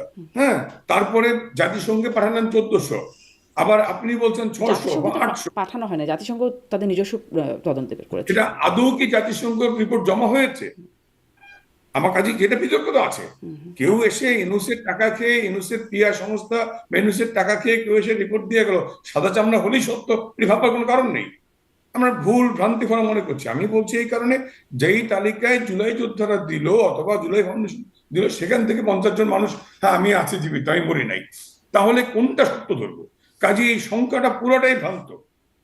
আমরা মানুষ হত্যা করিনি, ওরা স্নাইপার গান দিয়ে 7.62 রাইফেল দিয়ে ওরা হত্যা করেছে। পুলিশ হত্যা, পুলিশকে যখন আপনি ঝুলিয়ে রাখবেন, হত্যা করে গাছে ঝুলিয়ে রাখবেন, ফুটওভার ব্রিজে ঝুলিয়ে রাখবেন, পুলিশ আত্মরক্ষার জন্য গুলি করতেই পারে। জি, আমরা পঙ্কজ সরকারের দেবনাথ, নির্দেশে আসলে এই আপনার মানে যখনই আওয়ামী লীগ নেতার কারোর সাথে কথা বলবার সুযোগ হয় এই বিষয়টা চলেই আসে। মানে পুলিশ হত্যা করে নাই, কিন্তু ক্যামেরা তো দেখা গেছে না যে মানে আবু সাইদকে গুলি ছুটছে কিভাবে, ইয়ামিনকে মারছে কিভাবে, বা তাইমকে মারছে, ইয়ামিনকে কিভাবে ফেলে দিচ্ছে ভ্যান থেকে পুলিশ, আমি সেখানে আমি মৃত্যু নিশ্চিত আমি করছে, লাশ স্পেসিফিক বলছি, পোড়াচ্ছে। আমি প্রত্যেকটা ঘটনা স্পেসিফিক বলছি। তামিমের হত্যাকাণ্ডকে জানতে হবে আমার, ডিএনএ টেস্ট করে হোক বা কি বলে এটাকে আমরা তদন্ত করে, ওখানে গুলিটা কি 7.62 না পুলিশের 22 হচ্ছে বলে শটগানের গুলি? স্নিগ্ধ মুগ্ধর গুলিটা দেখতে হবে আমার 7.62 না পুলিশের গুলি। আপনি মুগ্ধকে মেরে ফেলে বলবেন পুলিশ মেরেছে, আমাকে জানতে হবে, বুঝতে হবে, তদন্ত করতে হবে যে পুলিশের ঘটনাস্থল কি, পুলিশ, আমরা তো ফুটেজগুলো দেখি প্রত্যেক, আপনি দেখেন, আপনি আবার দেখেন, আপনি মুগ্ধরা যখন ওই যে রোড ব্যারিকেডের সামনে দূর থেকে একটা গুলি, হঠাৎ পুলিশ নাই কোথাও, একটা গুলি গেল পড়ে গেল, কাজেই মুগ্ধর গুলিটা পুলিশের গুলিতে, পুলিশ নেই আশেপাশে, না 7.64 গুলিতে। তামিমের হত্যাকাণ্ড কি পুলিশের গুলিতে? হ্যাঁ, না তাইমকে একদম একদম, দেখা যাচ্ছে পুলিশ একদম একদম কাছের থেকে গুলি মারছে। হ্যাঁ, আজকে যেমন আসিফরা 9,000 প্রশিক্ষণ দিয়ে পুলিশের পোশাক পরে ছেড়ে দিচ্ছে, আমার বক্তব্য হচ্ছে পুলিশের পোশাক পরলেই পুলিশ না, ছাত্রের আইডেন্টি কার্ড পরলেই ছাত্র না। ভুয়া নীলক্ষেত থেকে বিভিন্ন জায়গা থেকে ছাত্রদের আইডি কার্ড দিয়ে গার্মেন্টস কর্মীদেরকে ইউনিফর্ম পরিয়ে দিয়ে মাস্কে নামিয়ে দেওয়া হয়েছে, আপনারাই সংবাদ কর্মীরা প্রকাশ করেছেন। কাজেই আচ্ছা, তার মানে ছাত্রের তার মানে পোশাক এরকম পরলেই, বিষয়টা যে যারা পুলিশের মানে ওরা আসলে পুলিশ ছিল না, পুলিশের পোশাক পরে এই এই হত্যাকাণ্ডগুলো ঘটেছে। 7.62 এত ক্লোজ শট দিয়ে, আমি উদাহরণ দিই, যদি ব্রিগেডিয়ার শাখাওয়াত সাহেব, উপদেষ্টা সাহেব, তো তিনি রিপিটেডলি বলছেন যে আমি যখন জাহাঙ্গীর গেটে গেলাম, আমাকে ডিজে ভাই থেকে ফোন করে বলা হলো, স্যার আপনি কি বলে স্নাইপার গানের রেঞ্জে আছেন, সরে আসেন। তাহলে why not it happen in case of IKB? IKB যখন আইকেবি ইনকর্পোরেটিং ভূঁইয়া যখন ডিওএসএসএ রাওয়া ক্লাবে মিটিং করলো, সামরিক বাহিনী বা ক্যান্টনমেন্টের শৃঙ্খলা ভঙ্গ করে মিছিল করলো, উচকে দিল মানুষ হত্যার জন্য, he knows the source of 7.62 rifle sniper গান। কাজী সবটা কিন্তু জাহাঙ্গীর গেট থেকে রাওয়া ক্লাব, এর মধ্যে আমি দুইজন সিনিয়র, একজন ইকবাল করিম ভূঁইয়া সেনাপ্রধান, আরেকজন ব্রিগেডিয়ার সাখাওয়াত সাহেব, দুইজনই সরকারের ঘনিষ্ঠ মানুষ। দুইটা ঘটনা ঘটলো, তাহলে ইকবাল করিম ভূঁইয়া রাওয়া ক্লাবে মিছিল করছেন, মিটিং করছেন, বক্তৃতা দিচ্ছেন, তার বেলায় কিন্তু বাড়িধারা, সরি ডিওএসএস মহাখালী ডিওএসএস, তার বেলায় স্নাইপার গানের অ্যালার্ট নাই, সতর্কবাণী নাই। ব্রিগেডিয়ার সাখাওয়াতের বেলায় স্নাইপার গানের সতর্কবাণী। কাজেই ইকবাল করিম ভূঁইয়াকে জিজ্ঞেস করেন না উনি কোথেকে সাপ্লাই দেন, ন্যাটো গান। এই 7.62 তো ন্যাটোর অস্ত্র, এটি কিন্তু বাংলাদেশের পুলিশের অস্ত্র না। কাজেই না, বাংলাদেশের পুলিশ তামিম, এটি ব্যবহার করে দেখছিলাম 2022 সাল থেকে, এটি 24-এই যে ব্যবহার শুরু হয়েছে তা না, এর আগে থেকেই পুলিশের কাছে আছে শুধু। আমি জি। আমার আমার আমার এই ডেভেলপমেন্টে, এই 24 জুলাই আগস্টের পুলিশের যে ডেভেলপমেন্ট, সেই অস্ত্রের তালিকা আছে, সেই অস্ত্রের তালিকায় 7.62 নাই, 7.62 নেই। কাজেই আমি মুগ্ধ বা তামিম যা হত্যা হয়েছে সেটা কোন গুলিতে হয়েছে তা তদন্ত করে বের করতে হবে। সাইজের কথাটা দেখতে খারাপ লাগছে, কিন্তু পুলিশ অবশ্যই যে কোনো কর্মকর্তারা অবশ্য আমি স্বীকার আমি আমি করেছেন শেষ যে করছি, আমি একটা 7.62 মিনিট, আমি আমি তাদের কাছে ছিল। আমি সাইডেরটা শেষ করি। যে কোনো হত্যাকাণ্ড নিন্দনীয়, আমরা সেই শোকাহত পরিবারের প্রতি সমব্যথী, আমরা স্বজনহারানোর কষ্ট বুঝি, ব্যথা বুঝি, আমরা জোর করে ক্ষমতায় থাকতে চাইনি, কিন্তু সাইদ যদি একজাক্টলি পুলিশের গুলিতে মারা যেত, যেই পরিমাণ ফুটেজে আপনার সাইদকে হত্যার গুলি দেখাচ্ছে, গুলিতে একটাতেই লুটিয়ে পড়ার কথা, এতবার গুলি করা লাগে না। বলেন কতবার সবটা দেখাচ্ছেন আপনারা? না, কত সাইদ যেটি দেখা পুলিশের যাচ্ছে আবু বিরুদ্ধে সাইদকে রাবার বুলেটে, যাই হোক এই বিষয়গুলোর এখন তদন্ত করবার মতো জায়গায় আমি নাই বা ক্ষমতাও সেটি নেই যে এই বিষয় নিয়ে বলবো। আমিও নেই। আমি আশা করবো তো প্রত্যেকটি ঘটনার যথাযথ তদন্ত হবে। তারপরে আমি বলি, অনেকে বলে আওয়ামী লীগ কি দায় স্বীকার করলো, আমি বলেছি আমি দায়ী ততটুকুর জন্যই, আমি দায় ততটুকুই নেব যতটুকুর জন্য আমি দায়ী। আমি দায় নেব ততটুকুর জন্য যতটুকুর জন্য আমি দায়ী। যার জন্য আমি দায়ী না তার দায় আমি নেব না। জি, কিন্তু আমরা তো দেখেছি মানে ওই বক্তব্যটা শুনেছি, সাবেক প্রধানমন্ত্রী শেখ হাসিনা কথা বলছেন, পরবর্তীতে জানা গেল যে তাপস, সাবেক মেয়র ঢাকা দক্ষিণের, তার সাথে কথা বলছিলেন কি এআই, যে সেখানে এআই বলছেন যে জেনারেটেড? লেথাল ওয়েপন ব্যবহারের নির্দেশনা তিনি দিয়ে রেখেছেন, ওপেন নির্দেশনা দেয়া আছে, এইরকম বক্তব্য তো শোনা গেছে। আমি তো বলেছি এটা এআই জেনারেটেড না জেনুইন, সেটা তো একটা নিরপেক্ষ, মানে হাই পাওয়ার, প্রয়োজন মধ্যে বিদেশি কোনো সংস্থান তদন্ত করতে হবে। এটি তো বিবিসি বিবিসি কে বলেছিল। বসা দিয়ে, হ্যাঁ। না না, বিবিসি কে বসেন বলো তো? বিবিসিতে বসা কে এখন, লন্ডনে বসা কে? কট্টর বিএনপি নেতা।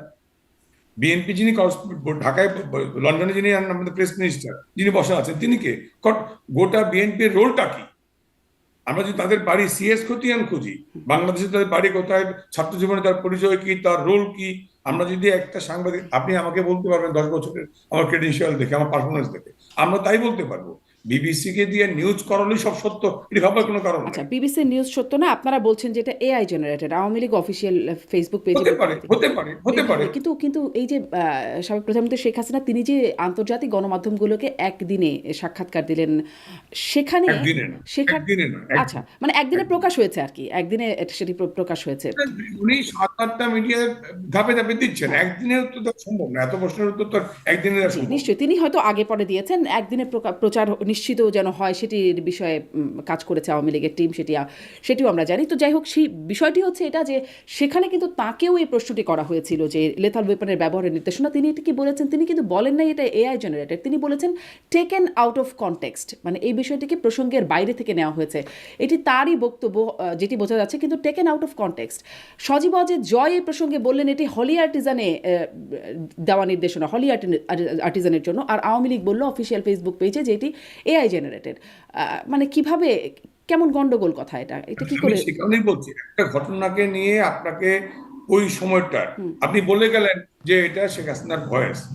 এমন আমাদের 2007 সালে নিমভৌমিক স্যার, হারুন স্যার যখন জেলখানায়, আনোয়ার স্যার যখন জেলখানায়, আমরা তখন জেলখানায়, নিমভৌমিক স্যারকে ব্লেম করবার জন্য, তাকে গ্রেফতার করার আগে, পুরো নিম স্যার আবার হিউম্যান রাইটস অর্গানাইজেশন করতেন, হিন্দু বৌদ্ধ খ্রিস্টানের সেক্রেটারি ছিলেন, তিনি বিভিন্ন সময় প্রোগ্রাম দিয়েছেন, সেই প্রোগ্রাম থেকে একটা ফুটেজ নিয়ে ওই যে আগস্টে সেনাবাহিনীর গাড়ি পড়ানো হলো ইউনিভার্সিটিতে, মইনুর কুশপুত্র, ওইখানে এই নিমভৌমিক এই কল দিয়েছে, ওই ফুটেজ অ্যাড করে দিয়ে তাকে গ্রেপ্তার করা হলো।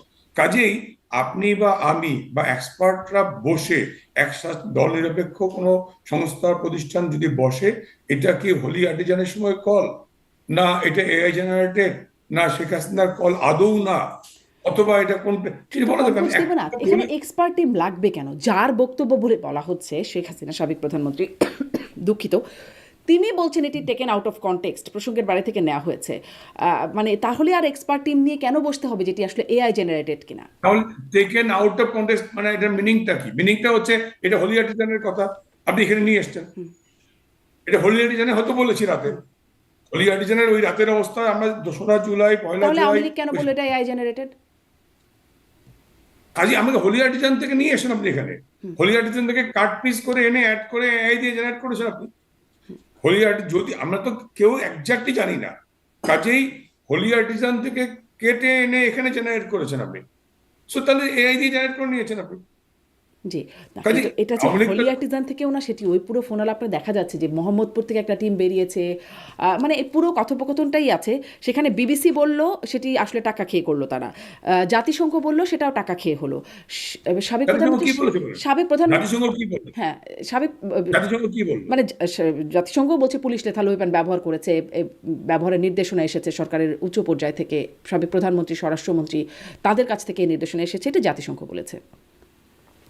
আমি বলছি জাতিসংঘ বলল পুলিশ ব্যবহার করেছে। আমি যদি তর্কের খাতিরে অ্যাডমিটও করি, সেখানে প্রধানমন্ত্রীর কল, প্রধানমন্ত্রীর ভয়েস রেকর্ড, এইটা যে সত্য, এটা যে ওই দিনের এই জুলাই আগস্টে প্রধানমন্ত্রী এই নির্দেশনা দিয়েছেন তার প্রমাণ কি? জি, তাহলে সেটি সাবেক প্রধানমন্ত্রীকে যখন জিজ্ঞাসা করলো তিনি তো এটা বললেন না যে এটা আমার সেদিনের নির্দেশনা না, তিনি জাস্ট বললেন এটি টেকেন আউট অফ কনটেক্সট। যা হোক, যদি যে কোনো, তিনি স্মার্টলি উত্তর নিশ্চয়ই দিয়েছেন। তার যেহেতু বক্তব্য, তার বক্তব্যটাই নিশ্চয়ই আমলে নেবার মতো যে টেকেন আউট অফ কনটেক্সট, তাহলে এআই জেনারেটেড কেমন করে হয়? আর মানে 3 রকমের বিশ্লেষণ কিভাবে আসে আওয়ামী লীগের কাছ থেকে, বা শেখ হাসিনা সজীবজের জয় এবং আওয়ামী লীগের অফিসিয়াল ফেসবুক পেজে, সেই বিষয়টা আসলে স্পষ্ট হয় না। এই গণ্ডগোলটা স্পষ্ট হবে আপনি আপনি আপনি যখন, আমি স্পষ্ট এটা পরিষ্কার, তিনি মাননীয় প্রধানমন্ত্রী বলেছেন টেকেন আউট অফ কনটেক্সট, অর্থাৎ তিনি ডিটেইলে না দিয়ে, আমি বা আপনি যে ডিটেইলে যাচ্ছি এত বড় ডিটেইলে তো তিনি 1-to-1 কনভারসেশনে ছিলেন না, তিনি লিখিত প্রশ্নের উত্তর দিয়েছেন, কাজে ওখানে ডিটেইল করতে গেলে 3 প্যারা লাগবে।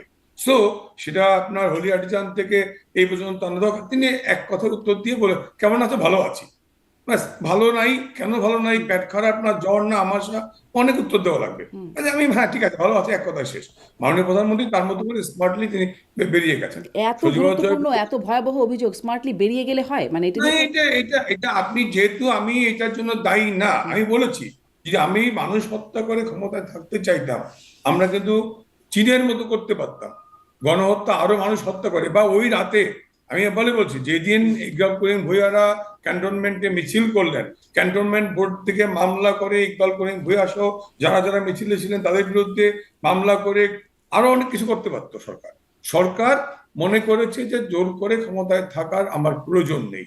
আমরা মনে করেছি, বা যেটা মাননীয় প্রধানমন্ত্রী সহানুভূতিশীল, আমি যদিও লম্বা হচ্ছে আমি একটু বলে নিই, যদি মাননীয় প্রধানমন্ত্রী হিংসাত্মক থাকতেন, তার যদি ছাত্রদের প্রতি মমত্ববোধ বা গণতান্ত্রিক মূল্যবোধের প্রতি শ্রদ্ধা না থাকতো, আপনি দেখেন বিশ্ববিদ্যালয় থেকে রাজু ভাস্কর্য, সেখান থেকে শাহবাগ, শাহবাগ থেকে শেরাটন, শেরাটন থেকে বাংলা মোটর, বাংলা মোটর থেকে ফার্ম গেট, এক একদিন পর পর রাস্তা ব্লক হচ্ছে।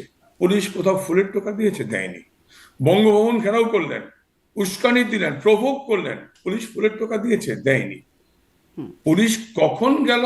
যখন পুলিশ আক্রান্ত হলো, যখন টেলিভিশন ভবনে পুলিশকে আগুন দেওয়ার পরে পুলিশকে গিয়ে সেই ছাদে আশ্রয় নিতে হলো, যখন পুলিশকে হেলিকপ্টার দিয়ে উদ্ধার করা হলো, জীবন বাঁচানো হলো, তখন পুলিশ আত্মরক্ষার জন্য তাও তার রাবার বুলেট বা তার যে শটগানের গুলি, ইনফ্যাক্ট এর বাইরে তো সেনাবাহিনীর সদস্যরা সিদ্ধান্ত নিয়ে বলেছে তারা গুলি করবে না। সেনাবাহিনী গুলি করে নাই, বিজিবি গুলি করে নাই, পুলিশের শটগান। তাহলে 7.62 তো যারা এনেছে তারা পুলিশের পোশাক পরে, গার্মেন্টসের যে ছেলে মেয়েদের এনে, মাদ্রাসার ছেলে মেয়েদের এনে ছাত্রদের ইউনিফর্ম করে দিয়ে, ফলস ভুয়া কার্ড নীলগেট থেকে বা বিভিন্ন বস্তি থেকে কার্ড ছাপিয়ে ঝুলিয়ে দিয়ে রাস্তায় নামানো হয়েছে। আজকে প্রমাণিত, আজকে মাত্র 1 বছরও কম সময়ে সমস্ত সত্য কিন্তু একের পর এক উদ্ঘাটিত হচ্ছে। বললাম তো 50 জন মানুষ কবর থেকে উঠে এসছে, উঠে এসে বলছে যে আমি মরি নাই। মানে একটা উদাহরণ যথেষ্ট। আপনার বলতে সরকারের বক্তব্য যে পুরোটাই ভ্রান্ত, তা যদি ওই 1400 বা 600 বা 800 একটা লোকও বলে যে আমি মরি নাই, তাহলে কিন্তু পুরো ঘটনাই ভ্রান্ত হয়ে যাবে। সে কারণেই বলছি মানে তখন একটা যেটা ঘটনা হয়েছে, হলে পুরো ঘটনা কিভাবে ভ্রান্ত হয়, যেগুলো আমরা চোখের সামনে দেখলাম, ধরেন 800 লোকের মধ্যে বা 800 850 লোকের মধ্যে কিছু লোক এসে বলল যে আপনার তারা তালিকা তালিকা ভ্রান্ত, আপনার তালিকা ভ্রান্ত। আমি সেখানেই বলছি বারবার, পুঙ্খানুপুঙ্খানু তদন্ত করে নির্ধারণ করতে হবে কে মারা গেল, কোন গুলিতে মারা গেল। প্রতিটি ঘটনার, যে ঘটনাগুলো বেশি এসছে, তামিম বলেন, মুগ্ধ বলেন, বারো বলেন, প্রত্যেকটা আমি বলেছি আমি দায় ততটুকুই নেব ততটুকু যতটুকুর জন্য আমি দায়ী। জি আমি দায় ততটুকু রিপিট করছি, ততটুকু আমি দায়ী। আমি কিন্তু ওই যদি 7.64-এর গুলিতে বা পুলিশের ড্রেস পরা ওই সন্ত্রাসীদের গুলিতে কেউ মারা যায়, সেই দায় আওয়ামী লীগের না, জি আমাদের না, আমি আমরা নেব এই না। বক্তব্যটা নতুন আজকে আপনার কাছ থেকে শুনলাম, মানে আমি অনেক দিন ধরে এই প্রসঙ্গটা কেন জানি চলেই আসে। আমি আজকে ঠিক করেছিলাম ঠিক কর্মসূচিটা নিয়েই কথা বলবো, কিন্তু প্রসঙ্গক্রমে এটা চলেই আসে। এই প্রসঙ্গে এইটা আজকে একটু শুনলাম যে পুলিশের ড্রেস পরে বা ছাত্রদের ড্রেস পরে অন্যরা যারা আসলে পুলিশ না বা অন্যরা ছিল তারা এখানে আসে। যাই হোক, এই তদন্ত আসলে আপনাদের ভাষ্য এবং বাকি ভাষ্যগুলোর মধ্যে পার্থক্য যেটি পাওয়া যায় সেটির একটা জায়গায় গিয়ে মিলবে কিনা জানি না। আবারও আসি আপনাদের কর্মসূচি নিয়ে, যেহেতু এই তদন্তর বিশ্লেষণ এই মুহূর্তে দেওয়াটা সম্ভব হচ্ছে না, আপনাদের কর্মসূচিটি নিয়ে আসি যে আপনারা বলছেন যে আপনাদের উদ্দেশ্য বা যদি লক্ষ্য পূরণ না হয় তাহলে আপনারা সামনে আরও কঠোরতর আন্দোলনে যাবেন। কিন্তু এই প্রশ্নটাও করতে চাই, মানে আগেরটা দিয়ে বলছিলাম যে আগের হরতাল বা যে কর্মসূচি দেখেছিলেন সেখানে আসলে যে খুব প্রভাব ফেলার মতো দেখা যায় না, আপনি বলছেন সরকার ভীত হয়েছে। সামনে যদি আপনারা কঠোর আন্দোলন ডাকেন বা কর্মসূচি কিছু দেন, সেখানে আসলে জনসম্পৃক্ততা হবে বা মানুষ আসবে কেন? আমার মনে আছে যে আপনারা যখন বিএনপি কর্মসূচি দিত তখন আওয়ামী লীগের নেতারা বলতেন যে বিশেষ করে আমার মানে ওবায়দুল কাদের আওয়ামী লীগের সাধারণ সম্পাদক, তিনি বলতেন যে আমি দেখছিলাম, এটা খুঁজতে গিয়ে দেখছিলাম, একদম কোট করি, রিমোট কন্ট্রোল দিয়ে রাজনীতি হয় না। এটি তারেক রহমানের উদ্দেশ্যে বলছেন সাহস থাকলে দেশে আসুন, রাজনীতি করুন, জেলে যাওয়ার সাহস রাখুন, লন্ডন থেকে ডাকে আর জনগণ সাড়া দেবে না। বিএনপি নেতারাও এই আন্দোলনের ডাককে ভুয়া বলে। আপনাদের নেতারা আসলে এই রিমোট কন্ট্রোল ডাককে, অবশ্য একটু কম রিমোট, লন্ডন থেকে আর এখানে হয়তো ভারত থেকে একটু কম রিমোট, কিন্তু রিমোট কন্ট্রোল ডাকে সাড়া দেবে। একটু পার্থক্য আছে এই যে আহ, লন্ডন বা আমরা কেউ কলকাতায় বা দিল্লিতে বা কেউ সিঙ্গাপুরে কেউ মালয়েশিয়ায়, বিএনপি নেতারা লন্ডনে ছিলেন। বিএনপি জামাতের নেতারা সবাই, সাকাত চৌধুরী বলেন, বেহেশত রাজ্জাক বলেন বা মীর কাসেম আলী বলেন, তাদের সকল পরিবারে কিন্তু লন্ডনে ছিলেন। কেউ দুবাই ছিলেন, কেউ মালয়েশিয়া ছিলেন। তারা থেকে থেকে আন্দোলন পরিচালনা করেছেন। আমাদের তা লাগবে না, কারণ আমাদের সামনে যে ইতিহাসটা আছে, আমরা 75-এর পরে, আমরা যদি 71-এ আমরা ছোট, আপনারাও ছোট, 71-এর ইতিহাসও আছে, 75-এর ইতিহাস, 75 পরবর্তী ইতিহাসও আছে। আমরা কিন্তু 75-এর পরে যে জেনারেশন মাটিতে ছিল, গ্রাউন্ডে ছিল, আমি আজকে একটু আগে ফেসবুক কমেন্টসে রিপ্লাই দিচ্ছিলাম, আমাদের কথা ভুলে যাও, আমরা হয়তো পরামর্শ, শক্তি, সাহস যোগাতে পারবো। তোমরা যারা মাঠে আছো, তোমরাই আগামী দিনের ভবিষ্যৎ। 75-এর পরে কিন্তু তাই হয়েছে। 75-এর পরে কিন্তু যারা মাঠে থেকে জেল খেটেছে, নির্যাতিত হয়েছে, যারা নেতৃত্ব দিয়েছে, দলকে পুনর্গঠিত করেছে, তারাই কিন্তু নেতা হয়েছে। 75-এর পরে রাজ্জাক সাহেব, জাতীয় নেতা রাজ্জাক ভাই, তুফাইল ভাইয়ের মতো নেতারাই কিন্তু মেইন স্ট্রিম পলিটিক্সে চলে এসেছেন পরবর্তীতে। তখন বয়স কত? 33, 34, 35। আব্দুর রাজাক তোফায়েল আহমেদের বয়স কিন্তু তখন 33, 34, 35। তারাই কিন্তু আফটার 75, 2 বছর, 2.5 বছর জেল খেটে বেরিয়ে এসে পার্টিকে রিফর্ম করলেন। নেত্রী দিল্লিতে ছিলেন, ইন্ডিয়াতে ছিলেন, তার কাছ থেকে পরামর্শ নিয়েছেন, সাজেশনস নিয়েছেন, নির্দেশনা নিয়েছেন, এবং সেইভাবে দলকে গুছিয়ে নিয়ে তারা 79 নির্বাচন এবং 81-তে নেত্রীর ফিরে আসা। কাজেই আমরা যারা বাইরে থেকে পরামর্শ দিচ্ছি, আমি বলেছি আমরা পরামর্শ দিতে পারবো, সাহস যোগাতে পারবো, বা অন্য কোনো সাপোর্ট দিতে পারবো। যারা মাঠে আছে তারাই আগামী দিনের নেতা। যারা মাঠে থেকে সাহসের সাথে এগিয়ে আসবে, তারাই কিন্তু সময়ের কিন্তু পরীক্ষায় ডাকটা তো টেস্টেড। আপনারা দিচ্ছেন, মানে আন্দোলনের ডাকটা তো আপনারা দিচ্ছেন, যে এই দিন তো লকডাউন পালন করো, এই দিন ধর্মঘট, এই ডাকটা তো আসলে বাইরে থেকে আসছে। একটা আমরাই দেবো। আমরা বলতে আওয়ামী লীগের একটা কমিটি আছে, হ্যাঁ, আওয়ামী লীগের সেন্ট্রাল ওয়ার্কিং কমিটি আছে। আমি বলি গোটা মানে আওয়ামী তারা লীগের তো কেউ দেশে নাই, তারা আসলে রিমোট কন্ট্রোল দিয়েই বা দূর থেকেই আমি আসলে আমি আপনাকে বলছেন। আমি আমি আমি এই ধারণা ভুল আপনাদের। ভুল এই কারণে বলছি যে আওয়ামী লীগের 3.5 টার্ম বা প্রায় 4 টার্মের মেয়াদে প্রায় 500-র উপরে মন্ত্রী মন্ত্রী মিলিয়ে 500, ওয়ার্কিং কমিটি 81, 2-3 মেয়াদে ওয়ার্কিং কমিটিতে মোর দেন 100 হচ্ছে। 500-600 মানুষের মধ্যে ভারতে আছে কত? 70-80 জন। জেলে আছে 100-150। বাকিরা কিন্তু দেশে, বাকিরা কিন্তু দেশে। আপনি 600-700 মানুষের মধ্যে যারা এমপি অ্যাবাভ বা ওয়ার্কিং কমিটি অ্যাবাভ, কাজেই এরা কিন্তু ভারতে আছে 70-80 জন, জেলে আছে 100-150, আমেরিকা লন্ডন মিলে সব মিলিয়ে 200 মানুষ, 250 মানুষ বা 300 মানুষ বাইরে আছে। এত নেই, এত নেই, কিন্তু বাকিরা কিন্তু সব দেশে দেশে থেকে এমপি মন্ত্রী বাদ দেন, আমার কিন্তু উপজেলা চেয়ারম্যান আছে, ভাইস চেয়ারম্যান আছে, জি, মেয়র আছে, নিশ্চয়ই নিশ্চয়ই। পার্টির ডিস্ট্রিক্ট কমিটি আছে, তারা কিন্তু কাজ করছে। জি, তারা আমরা হয়তো নিশ্চয়ই তারা কাজ করছে এবং তারা দেশে আছে আমরা জানি, কিন্তু আমি প্রশ্নটা এটি করছিলাম যে যখন আন্দোলনের ডাক দিচ্ছেন নেতারা, তারা নিরাপদে থেকে বা দেশের বাইরে থেকে তারা যখন ডাক দিচ্ছেন, সেই রিমোট কন্ট্রোল যেটাকে আপনারা টার্ম দিয়েছিলেন, তাদের সেই রিমোট কন্ট্রোল, এটা ভার্চুয়ালি মানে একটা আপনারা তো বিষয় হচ্ছে, আন্দোলনে নামছেন না, মানে রাস্তায় তো আপনারা নামবেন না। সবাই সবসময় নামে না। যার বয়স 60 অ্যাবাভ তার পক্ষে আন্দোলন নামার সুযোগ, যার বয়স বিলো 40 তিনিই নামবেন, যিনি 18 to 25, 30 তিনিই নামবেন। তাহলে তারেক রহমানের কথা বলতেন কেন? তখনও তারেক রহমান বিলো 40 ছিলেন না যখন আসলে সেই রিমোট কন্ট্রোল ডাকগুলো দিতেন আন্দোলনের। না, তারেক রহমান তো তার গ্রাউন্ডের সাথে তার টাচটা ছিল না, গ্রাউন্ড রিয়েলিটি বুঝতে পারতেন না। গ্রাউন্ড রিয়েলিটি বুঝতে পারলে, অর্থাৎ দল বিএনপি বা আওয়ামী লীগের মতো এই যে গণসংগঠন, ম্যাস অর্গানাইজেশনটা কিন্তু নির্বাচন সম্মেলনে বিকশিত হয়। আপনি দেখবেন আওয়ামী লীগ বা যারা গণসংগঠনগুলো, এত বড় দলগুলো কিভাবে ইউনিয়ন পর্যায়ে নির্বাচন, উপজেলা নির্বাচন, পার্লামেন্ট ইলেকশনে কিন্তু দল শক্তিশালী হয়। 79 নির্বাচনে আমাদেরকে জোর করে হারিয়ে দেওয়া হয়েছিল, কিন্তু নেত্রীর ফিরে যাওয়ার প্রেক্ষাপট তৈরি হয়েছিল। 79, আপনি তো তখন আপনার মনে, আমরা ছোট কিন্তু আমার মনে আছে, 79 সালের নির্বাচনে আওয়ামী লীগকে মাত্র 39 সিট দেওয়া হয়েছিল, জিয়াউর রহমান দিয়েছিল, একেবারেই জোর করে হারিয়ে দেওয়া হয়েছিল। মাত্র 2.5 মাসের পার্টি বিএনপি অ্যাবাভ 200 সিট নিয়ে গেল। কাজে ভোট কাকে বলে কত প্রকার জিয়াউর রহমান শিখিয়েছিলেন। সো আপনারা সেটি প্র্যাকটিস আওয়ামী করেছেন। লীগ, আমাদের সে প্র্যাকটিস করা লাগে না, তো আমরা তো 70 জনগণের সমর্থন নিয়ে ক্ষমতায় এসেছি। আমরা তো ইলেকশন 54 নির্বাচন করেছি, 70 নির্বাচন করেছি, 14 আমরা তো নির্বাচন নির্বাচন করেছেন, করেই 18 এসেছি। নির্বাচন করেছেন, 24 হ্যাঁ নির্বাচন হ্যাঁ, করেছেন। আমরা করেছি, আমরা তো নির্বাচন করেই এসেছি। 14-18-তে বিএনপি নির্বাচন বর্জন করেছে, নির্বাচন এলে ফলাফল ভিন্ন হতে পারত, নির্বাচন আসেই নাই বিএনপি। 18তে এসেছিল। আমরা তো এখন আসতে চাই, মানে আমরা 18তে এখন বিএনপি আসতে এসেছিল, চাই। কিন্তু ফলাফল আসলে যেটা যেটা হয়েছে সেটা গ্রহণযোগ্য হয় নাই, এমনকি আওয়ামী লীগের। বিএনপি 18-তে এসেছিল, এক সিটে কয়জন প্রার্থী ছিল বলেন? এক একটা সিটে বিএনপি কয়জন প্রার্থী ছিল? বিএনপি এসেছিল, কিন্তু একটা আসনে বিএনপি কয়জন প্রার্থী ছিল? জি, কাজেই দলের তো নেতার চরিত্র যদি মনোনয়ন বিক্রির কাছে জিম্মি হয়ে যায়, অর্থাৎ তিনি একটা কনস্টিটুয়েন্সিতে 3 জনকে মনোনয়ন দিলেন, সকালে একজন বিকালে একজন, কর্মীরা কি করবে? কাজেই সেক্ষেত্রে হচ্ছে নেতৃত্বের জি, প্রতি তার সেটি যে একটা কারণ হিসেবে নিষ্ঠা। আপনি দায়ী করতেই পারেন, কিন্তু অনেক কতগুলো কেন্দ্রে শতভাগ ভোট পড়েছে, রাতে যে ভোট পড়েছে সেই বিষয়গুলো আসলে বিবিসির প্রতিবেদন, আমি এমনকি আমি রাতের ভোট, আমি আবারও বলি, রাতের ভোটটাও কিন্তু মিডিয়া পারসেপশন। আমি যদি উল্টো প্রশ্ন করি, কেউ কি ভোট কেন্দ্রে গিয়ে ভোট দিতে পারে নাই? একটা নজির আছে? কেউ কি ভোট কেন্দ্রে গিয়ে দেখছে ভোট দেওয়া হয়ে গেছে? একটা নজির দেখাতে পারবেন আপনি?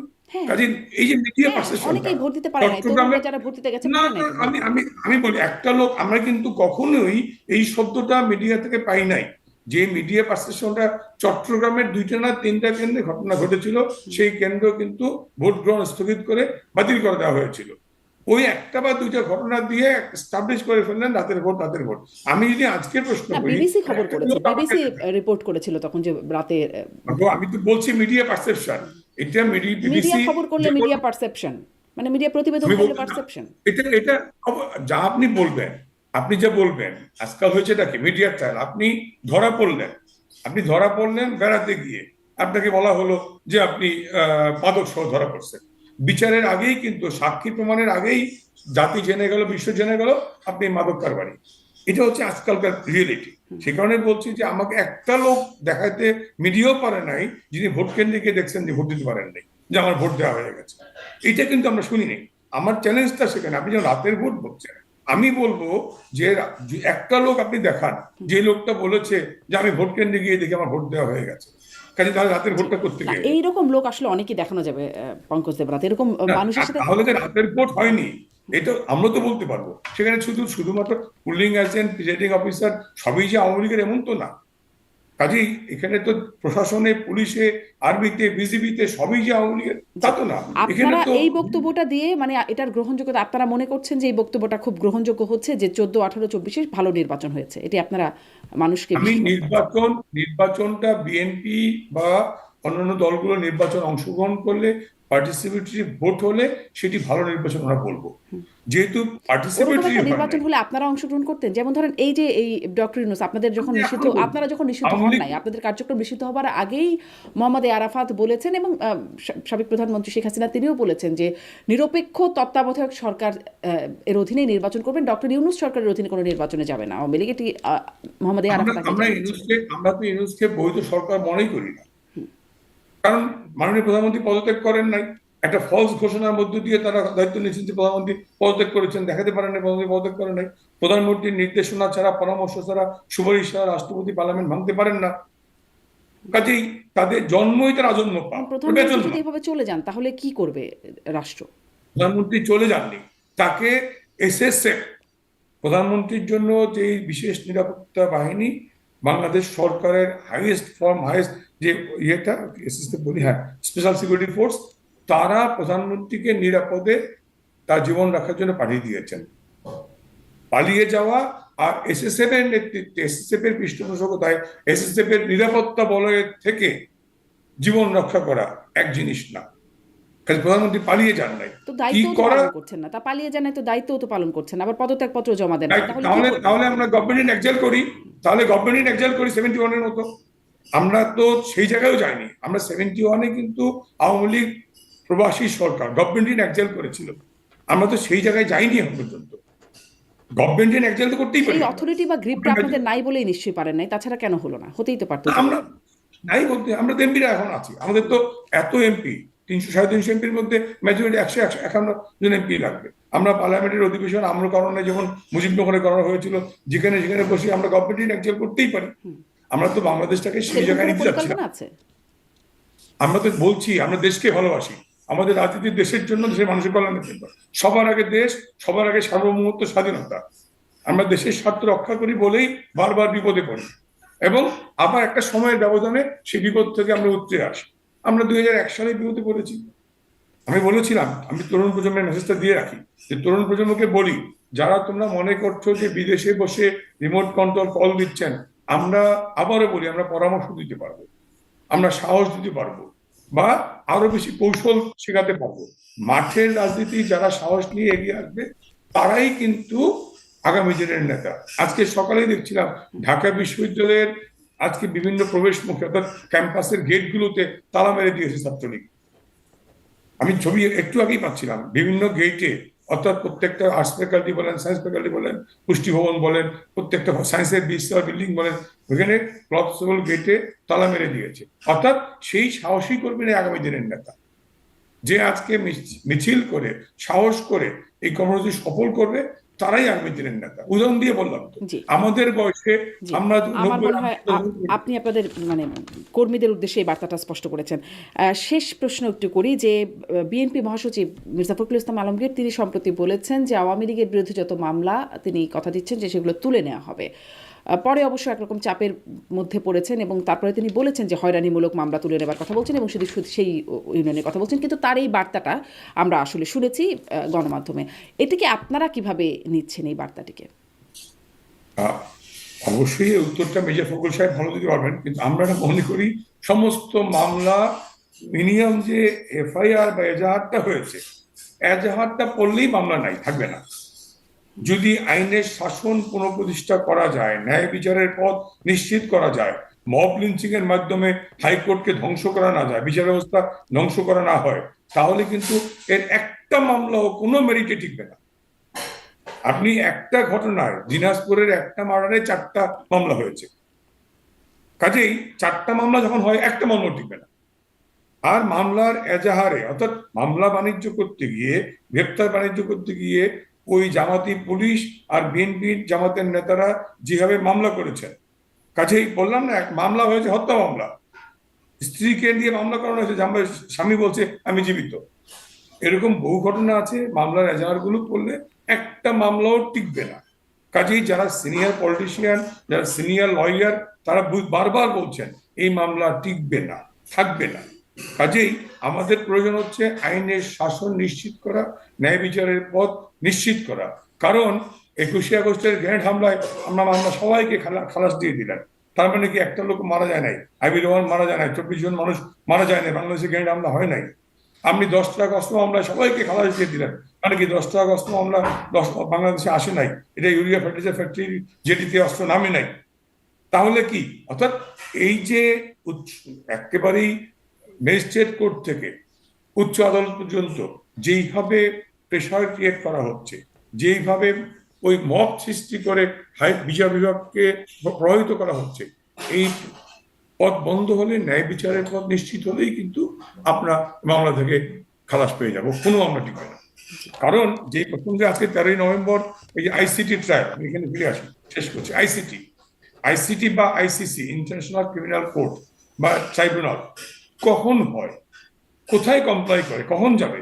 যদি জেনোসাইড হয়, যদি ক্রাইম অ্যাগেন্স্ট হিউম্যানিটি হয়, যদি এথনিক ক্লিনজিং হয়, যুদ্ধ হয়, তখন এটা সম্ভব। এই ঘটনায় তো আইসিটি কমপ্লাই করতে যাচ্ছে না। এই যেই ঘটনার বিচার অভিযোগ উঠেছে হচ্ছে, মানবতা বিরোধী অপরাধের, এই অভিযোগেই মামলা দায়ের আছে। আপনি বলতেই পারেন, যেহেতু তারাই সব, তারাই বাবা, তারাই মা, তারাই যা সন্তান, ছেলে না মেয়ে, তারাই বলবে। বাবা মা তারা, ছেলে না মেয়ে না হিজড়া, তারাই বলুক। আমরা তো ওখানে বলতে পারছি না কিছু, আমাদের বলার বন্ধ। কাজে আমার বক্তব্য হচ্ছে যে এই ক্ষেত্রে যেটা এখানে পান্না সাহেব বলছেন, কোর্ট অবৈধ, আমি যোগ করি সরকারও অবৈধ, এই অবৈধ সরকারের অধীনে যা কিছু সব অবৈধ। কাজেই এই অবৈধ ট্রাইব্যুনালে পূর্ব নির্ধারিত রায় ঘোষণার মধ্য দিয়ে নেত্রীকে নির্বাসনে রাজনৈতিকভাবে নির্বাসিত করা, এটি হয় নাই। বহুবার, শুধু নেত্রী না, বহুবার বহুজনকে চেষ্টা করেছে, বহুভাবে চেষ্টা করেছে, এগুলো হয় না। পঙ্কজ দেবনাথ, অনেক ধন্যবাদ আপনাকে। আসলে এই আপনি যেই অভিযোগগুলো করছেন অনেকটাই যৌক্তিক শোনা যায়, কিন্তু মানে এই অভিযোগগুলোই শোনা লাগে আর কি। এই অভিযোগগুলোই অবৈধ সরকারের অধীনে কোর্ট অবৈধ, সব অবৈধ, বিচার অবৈধ, পূর্ব পরিকল্পিত রায় ইত্যাদি, এই কথাগুলো সব যেন মনে হচ্ছে পুনরাবৃত্তি। আপনার মনে হতে পারে কষ্টটা হচ্ছে যে আমরা 10টা কষ্টের মামলার বিচার করেছিলাম, 10টা কষ্ট এসেছিল কিনা, সত্য কি মিথ্যা আপনি বলুন। নিশ্চয়ই। গ্রেনেড হামলা হয়েছিল কি হয়নি? কাজে আপনি যদি বলেন গ্রেনেড হামলার বিচারের কারণে তারেক রহমানকে সাজা দেওয়া হয়েছে, তাহলে কি এটা মিথ্যা? গ্রেনেড হামলা হয়নি। আপনি যদি কম্পেয়ারটা করেন, তাহলে কি গ্রেনেড হামলা হয়নি? 10টা কষ্ট আসেনি। সোহেল চৌধুরী আর জগন্নাথ পারে, আমি শেষ করছি, আমি একটু শেষ করি। ওই যে বিচারক জালগাটি মনে আছে, জগন্নাথ পারে আর সোহেল চৌধুরীকে গাড়ি বোমা বিস্ফোরণ করে পুড়ে হত্যা করলো, তাহলে ওরা মারা যায়নি? জেএমবি, বাংলা ভাই, শায়েক রহমান বাংলাদেশে হয়নি? জীবন্ত মানুষকে ঝুলিয়ে রাখা এ বাংলাদেশে ঘটেনি? আমরা যা করেছি 550 জায়গায় বোমা হামলার বিচার করেছি। আজকে যদি বলেন আপনাদের বিরুদ্ধে গুমের অভিযোগ, বিচার বহির্ভূত হত্যার অভিযোগ, এগুলো তো মানে শুধু একতরফা তালিকা দিলে তো, আমি তো গুম, হত্যা, এই 13 মাসে 40 জন কেন বিচার হত্যাকাণ্ডের শিকার হলো? খুবই যৌক্তিক প্রশ্ন। আমরা যদি শেষ করছি, আমরা যদি অপরাধী হয়ে থাকি, তাহলে মাত্র 13 মাসে কেন 40 জন এক্সট্রা জুডিশিয়াল কিলিং এর শিকার হলেন? এই 13 মাসে কেন 242টা সাংবাদিক নির্যাতনের ঘটনা ঘটলো? এই 13 মাসে কেন 3500 সংখ্যালঘু নির্যাতনের ঘটনা ঘটলো? এই 13 মাসে কেন 7000-এর বেশি রাজনৈতিক সহিংসতার ঘটনা ঘটলো? কেন হাজার হাজার মানুষ জীবন দিল? এই প্রশ্নটা আপনারা নিশ্চয়ই করতে পারেন, এই প্রশ্নটা নিশ্চয়ই করতে পারেন, খুবই যৌক্তিকভাবেই করতে পারেন, কিন্তু মানে প্রশ্ন হচ্ছে যে আপনাদের সুনিয়ন্ত্রিত, মানে নিয়ন্ত্রণে আপনাদের আইন শৃঙ্খলা ব্যবস্থা ছিল, আপনারা যখন ক্ষমতায় ছিলেন সব কিছু আপনাদের নিয়ন্ত্রণে ছিল, তারপরেও কেন ওই সেই সময়কার প্রশ্নবোধক চিহ্নগুলোর উত্তর আপনারা কখন দেবেন? সেই প্রশ্নবোধক চিহ্নগুলো বা সেই অপরাধগুলোর জন্য আমি আবার বলি, আগেও বলেছি, আমরা গ্রেনেড হামলার বিচার করেছি, 10 লাখ অস্ত্র মামলার বিচার করেছি, বিডিআর মিউটিনি যে সেনা ক্ষমতা হত্যা করা হলো তার বিচার করেছি। আমরা যদি বলতেন যে তার বিডিআর মিউটিনিতে 49 জন সেনা অফিসার মারা যায় নাই, এই কারণে ছেড়ে দিলাম কোর্ট থেকে, যেখান থেকে, তাহলে দায়টা কার? আজকে কিন্তু আমরা বারবার বলেছি দায় বিএনপি জামাতের। তারাও বলছে, মানে এই সরকার থেকে শুরু করে সবাই বলছে আসলে দায়টা আপনাদের। এখন দায় কার সেটি আদালতে নির্ধারিত হবে, আর সেই আদালতকে আপনারাও মানবেন না, তারাও মানবেন না। আদালত নির্ধারণ করে সাজা দিয়েছে, আদালত নির্ধারণ করে শাস্তি দিয়েছে। এই সরকার এসে বিএনপি, জামাত এবং ইউনূস মিলে তাদেরকে জেলখানা থেকে বের করে নিয়ে এসেছে। জি, এই হচ্ছে পার্থক্য। অনেক ধন্যবাদ পঙ্কজ দেবনাথ। দেখা যাক মানে আপনাদের এই কর্মসূচি এবং তারপরের কর্মসূচিগুলো আপনাদের কি আসতে আমি থাকে নিশ্চয়ই। শেষ করি, আমরা মনে করি আমাদের মরাল ভিক্টরি হয়ে গেছে। 10, 11, 12-তে সরকারের যে হাঁটু কাঁপানো, প্যান্ট নষ্ট হয়ে যাওয়া, এতেই আমাদের নৈতিক বিজয় হয়ে গেছে। 13 তারিখ আমরা বড় কোনো সমাবেশ বা মিছিল করব না। আমরা আগেই বলেছি লকডাউন শান্তিপূর্ণ অবস্থান। আবার কেউ যদি আমাদের গায়ে পড়ে বাধা দিতে চান, কেউ যদি আমাদের কর্মীদের গ্রেপ্তার নির্যাতন করেন, আমরা আর বসে বসে মার খাবো না, আমরা পাল্টা প্রতিরোধ করবো। জি, কর্মীরা ধন্যবাদ। যদি ঘরে থাকে তাহলে কেন গ্রেপ্তার করবে তাদেরকে? ঘরে ঢুকে আচ্ছা, তখন ঘরে আপনার ঢুকে প্রতিক্রিয়া। হার্টে ঢুকে করে নিয়ে আসা হচ্ছে, আমার মনে হয় স্পষ্ট। ঘরে ঢুকে হত্যা করা হচ্ছে, জি, ছেলেকে না পেলে মাকে নির্যাতন করা হচ্ছে, ছেলেকে না পেলে বাবাকে জি, নিয়ে যাওয়া আপনাদের এটা অভিযোগগুলো হচ্ছে। একদমই স্পষ্ট। অনেক ধন্যবাদ পঙ্কজ দেবনাথ, অনেক ধন্যবাদ যুক্ত হবার জন্য। জি, আপনাকে ধন্যবাদ ধন্যবাদ। দর্শক সাথে থাকবার জন্য।